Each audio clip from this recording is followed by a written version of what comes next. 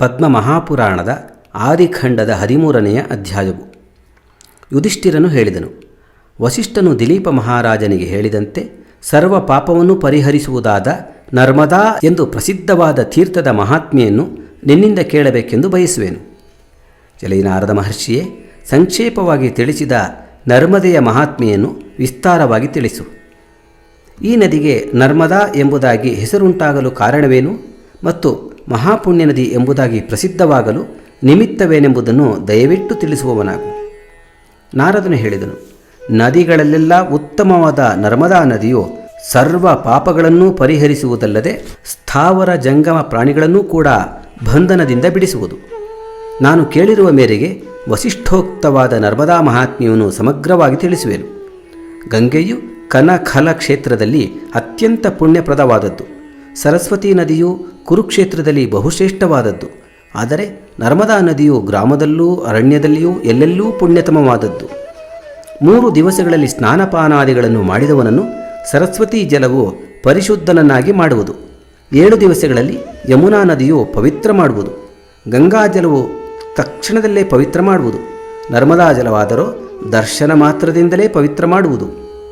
ಈ ನರ್ಮದಾ ನದಿಯು ಕಳಿಂಗ ದೇಶದಲ್ಲಿ ಅಮರಕಂಟಕವೆಂಬ ಪರ್ವತದ ಪಶ್ಚಾರ್ಧದಲ್ಲಿ ಅತ್ಯಂತ ಪುಣ್ಯವಾದದ್ದು. ಆ ಪ್ರದೇಶದಲ್ಲಿ ದೇವತೆಗಳರೂ ಅಸುರರೂ ಗಂಧರ್ವರೂ ಋಷಿಗಳು ತಪಸ್ಸನ್ನಾಚರಿಸಿ ಉತ್ತಮವಾದ ಸ್ಥಿತಿಯನ್ನು ಹೊಂದುವರು.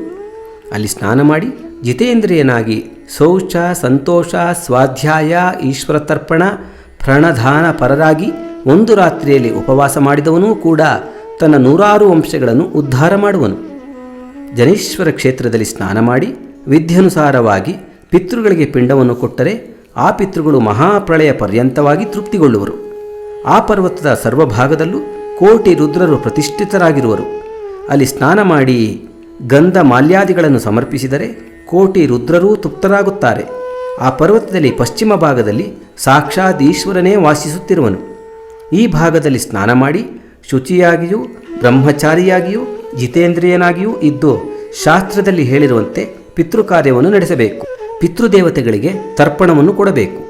ಹೀಗೆ ಮಾಡುವುದರಿಂದ ಇವನ ಹಿಂದಿನ 7 ತಲೆಯವರೆಗಿನ ಪಿತೃಗಳು ಸ್ವರ್ಗಲೋಕವನ್ನು ಹೊಂದುವರು. ಹೀಗೆ ಸ್ನಾನಾದಿಗಳನ್ನು ಆಚರಿಸಿದವನು ಸ್ವರ್ಗಲೋಕದಲ್ಲಿ ಅಪ್ಸರ ಸ್ತ್ರೀಗಣಗಳಿಂದಲೂ ದಿವ್ಯ ಸ್ತ್ರೀ ಸಮೂಹದಿಂದಲೂ ಸೇವಿಸಲ್ಪಟ್ಟು 60,000 ವರ್ಷ ದಿವ್ಯ ಭೋಗಗಳನ್ನು ಅನುಭವಿಸುವನು. ಅಲ್ಲಿರುವವರೆಗೂ ದಿವ್ಯ ಗಂಧದಿಂದಲೂ ದಿವ್ಯಾಲಂಕಾರದಿಂದಲೂ ಶೋಭಿಸುತ್ತಲಿರುವನು. ಅವಧಿಯು ಕಳೆದ ನಂತರ ಈ ಭೂಮಿಗೆ ಬಂದು ಶ್ರೇಷ್ಠವಾದ ಕುಲದಲ್ಲಿ ಹುಟ್ಟಿ ಐಶ್ವರ್ಯವಂತನಾಗಿಯೂ ದಾನಶೀಲನಾಗಿಯೂ ಧಾರ್ಮಿಕನಾಗಿಯೂ ಇರುವನು. ಪುನಃ ಈ ತೀರ್ಥವನ್ನು ಸ್ಮರಿಸಿಕೊಂಡು ಅಲ್ಲಿಗೆ ಹೋಗಿ ಸ್ನಾನಾದಿಗಳನ್ನು ಆಚರಿಸುವನು. ಸಪ್ತಕುಲ ಪುರುಷರಿಗೆ ಮುಕ್ತಿಯನ್ನುಂಟು ಮಾಡುವನು.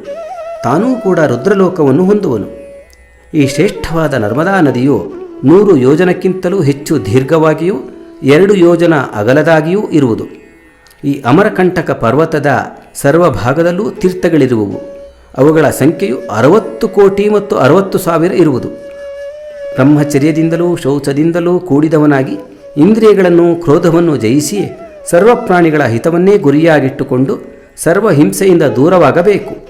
ಹೀಗಿದ್ದುಕೊಂಡು ಕ್ಷೇತ್ರಾಭಿಮಾನಿ ದೇವತೆಗಳನ್ನು ಶರಣು ಹೊಂದಿರುವ ಪುರುಷನ ಪುಣ್ಯಫಲಗಳನ್ನು ಹೇಳುವೆನು ಕೇಳು. ಎಲೈ ಪಾಂಡುಪುತ್ರನಾದ ಧರ್ಮರಾಜನೇ, ಈ ರೀತಿಯಾಗಿ ನಿಯಮಪರನಾದ ಮನುಷ್ಯನು ಅಪ್ಸರ ಸ್ತ್ರೀಯರಿಂದಲೂ ದಿವ್ಯ ಸ್ತ್ರೀಯರಿಂದಲೂ ಸೇವೆಗೊಳ್ಳಲು ಯೋಗ್ಯವಾದ ಸರ್ವಲೋಕದಲ್ಲಿ 3,000 ವರ್ಷ ಸುಖವನ್ನು ಅನುಭವಿಸುವನು.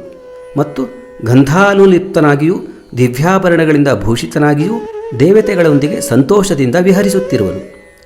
ನಿಯತಕಾಲ ಕಳೆದ ನಂತರ ಭೂಲೋಕವನ್ನು ಹೊಂದಿ ಪರಾಕ್ರಮಶಾಲಿಯಾದ ರಾಜನಾಗಿ ನಾನಾ ರತ್ನಗಳಿಂದ ಕೂಡಿದ ಅರಮನೆಯಲ್ಲಿ ವಾಸಿಸುವನು.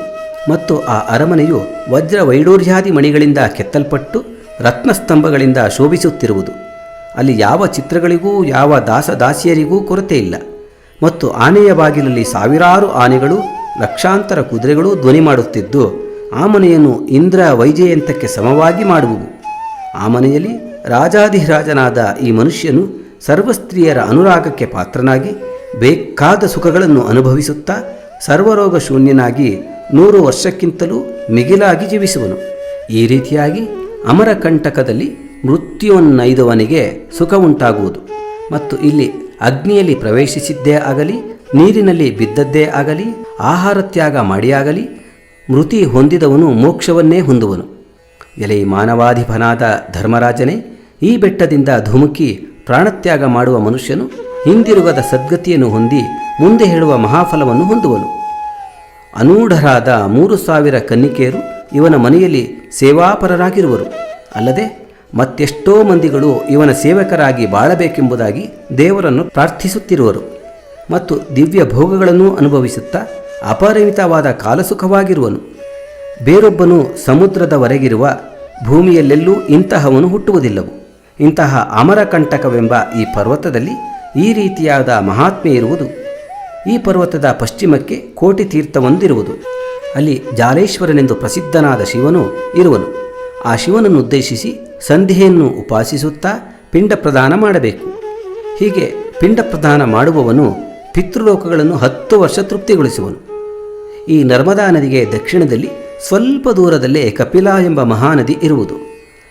ಈ ನದಿಯ ದಡದಲ್ಲಿ ಸಕಲ ದೇವದಾರು ವೃಕ್ಷಗಳು, ಮತ್ತಿ ಮರಗಳು ಬೇಕಾದ ಹಾಗೆ ಬೆಳೆದಿರುವುದು. ಈ ನದಿಯ ಹೆಸರು 3 ಲೋಕಗಳಲ್ಲೂ ಪ್ರಸಿದ್ಧವಾಗಿರುವುದು. ಈ ನದಿಯಲ್ಲಿ 100 ಕೋಟಿಗಳಿಗಿಂತಲೂ ಅಧಿಕ ತೀರ್ಥಗಳಿರುವುದಾಗಿ ಪುರಾಣ ಪ್ರಸಿದ್ಧಿ ಇರುವುದು. ಈ ನದೀ ತೀರದಲ್ಲಿ ಬೆಳೆದ ಮರಗಳೂ ಕೂಡ ಕಾಲವಶಾತ್ ಬಿದ್ದು ನರ್ಮದಾ ಜಲದಲ್ಲಿ ಸೇರಿದ ಮಾತ್ರಕ್ಕೆ ಮುಕ್ತಿಯನ್ನು ಹೊಂದುವುವು. ಹೀಗೆಯೇ ವಿಶಲ್ಯಕರಣ ಎಂದು ಪ್ರಸಿದ್ಧವಾದ ಮತ್ತೊಂದು ನದಿ ಇರುವುದು. ಇದರಲ್ಲಿ ಸ್ನಾನ ಮಾಡಿದವನ ಸರ್ವ ಪಾಪಗಳೂ ದೂರವಾಗುವುವು. ಹಿಂದೆ ಹೇಳಿದ ಅಮರಕಂಟಕವೆಂಬ ಪರ್ವತದಲ್ಲಿ ದೇವತೆಗಳು, ಕಿನ್ನರರು, ಮಹೋರಗರು, ಯಕ್ಷರು, ಗಂಧರ್ವರು, ಋಷಿಗಳು ಇವರೆಲ್ಲರೂ ಸೇರುವರು. ಇವರೆಲ್ಲರೂ ಸೇರಿ ನರ್ಮದಾ ನದಿಯೊಂದಿಗೆ ಸಂಗಮ ಹೊಂದುವ ವಿಶ್ಯಲಕರಣಿ ಎಂಬ ನದಿಯನ್ನು ಸೃಷ್ಟಿ ಮಾಡಿದರು.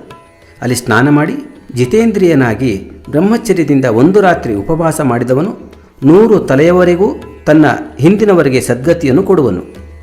ಪೂರ್ವದಲ್ಲಿ ಈಶ್ವರನೇ ಕಪಿಲಾ ನದಿಯ ಮತ್ತು ವಿಶಲ್ಯಾ ನದಿಯ ಮಹಾತ್ಮೆಯನ್ನು ಲೋಕಹಿತದ ದೃಷ್ಟಿಯಿಂದ ಹೇಳಿರುವನು. ಈ ತೀರ್ಥಗಳಲ್ಲಿ ಸ್ನಾನ ಮಾಡುವವನು ಅಶ್ವಮೇಧಗಳ ಫಲವನ್ನು ಹೊಂದುವನು. ಇಲ್ಲಿ ಉಪವಾಸ ಮಾಡುವವನು ಸರ್ವ ಪಾಪಗಳನ್ನು ಕಳೆದು ಇಂದ್ರಲೋಕವನ್ನು ಪಡೆಯುವನು. ನರ್ಮದಾ ನದಿಯ ಮಹಾತ್ಮೆಯನ್ನು ನಾನು ಪುರಾಣಗಳಲ್ಲಿ ಕೇಳಿರುವೆನು. ಆಯಾಯ ಉಕ್ತ ಸ್ಥಳಗಳಲ್ಲಿ ಸ್ನಾನ ಮಾಡುವವನು ಅಶ್ವಮೇಧದ ಫಲವನ್ನು ಹೊಂದುವನು. ನರ್ಮದಾ ನದಿಯ ಉತ್ತರ ದಡದಲ್ಲಿ ವಾಸಿಸುವವರು ಇಂದ್ರಲೋಕವನ್ನು ಪಡೆಯುವರು. ಈಶ್ವರನು ಸರಸ್ವತಿ ನದಿಯಲ್ಲೂ, ಗಂಗಾ ನದಿಯಲ್ಲೂ, ನರ್ಮದಾ ನದಿಯಲ್ಲೂ ಸ್ನಾನ ದಾನಾದಿಗಳು ಸಮಾನ ಫಲವುಳ್ಳವುಗಳೆಂದು ನನಗೆ ಹೇಳಿರುವನು. ಅಮರಕಂಟಕದಲ್ಲಿ ಪ್ರಾಣತ್ಯಾಗ ಮಾಡುವವನು 100 ಕೋಟಿ ವರ್ಷಕ್ಕಿಂತಲೂ ಅಧಿಕವಾಗಿ ಇಂದ್ರಲೋಕದಲ್ಲಿ ಪೂಜಿತನಾಗುವನು. ನೊರೆಯಿಂದಲೂ ಅಲೆಗಳಿಂದಲೂ ಕೂಡಿದ ಪೂಜ್ಯ ಜಲವಿಶಿಷ್ಟವಾದ ನರ್ಮದಾ ನದಿಯನ್ನು ಶಿರಸ್ಸಿನಿಂದ ಪ್ರಣಾಮ ಮಾಡುವವನು ಸರ್ವ ಪಾಪಗಳಿಂದಲೂ ಬಿಡುಗಡೆ ಹೊಂದುವನು. ಬ್ರಹ್ಮಹತ್ಯೆಯ ದೋಷವನ್ನು ಪರಿಹರಿಸುವುದೆಂದು ಪ್ರಸಿದ್ಧವಾದ ನರ್ಮದಾ ನದಿ ತೀರದಲ್ಲಿ 1 ಹಗಲಲ್ಲೂ 1 ರಾತ್ರಿಯಲ್ಲಿಯೂ ಉಪವಾಸ ಮಾಡಿದ ಮಾತ್ರಕ್ಕೆ ಬ್ರಹ್ಮಹತ್ಯೆಯಿಂದ ನರನು ಮುಕ್ತನಾಗುವನು. ಈ ರೀತಿಯಾಗಿ ಪುಣ್ಯತಮವಾಗಿಯೂ ರಮ್ಯವಾಗಿಯೂ ಇರುವ ನರ್ಮದಾ ಮಹಾನದಿಯು 3 ಲೋಕಗಳನ್ನೂ ಪವಿತ್ರಗೊಳಿಸಬಲ್ಲದು.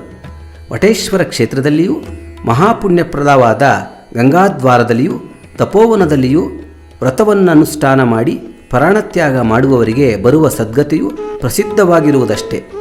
ನರ್ಮದಾ ನದಿಯ ತೀರದಲ್ಲಿ ಪ್ರಾಣತ್ಯಾಗ ಮಾಡುವವರಿಗೆ ಅದಕ್ಕೆ 10 ಭಾಗ ಅಧಿಕ ಫಲವು ಬರುವುದು. ಇಲ್ಲಿಗೆ ಶ್ರೀ ಪದ್ಮಮಹಾಪುರಾಣದಲ್ಲಿನ ಆದಿಖಂಡದ 13ನೆಯ ಅಧ್ಯಾಯವು ಸಮಾಪ್ತವಾದುದು.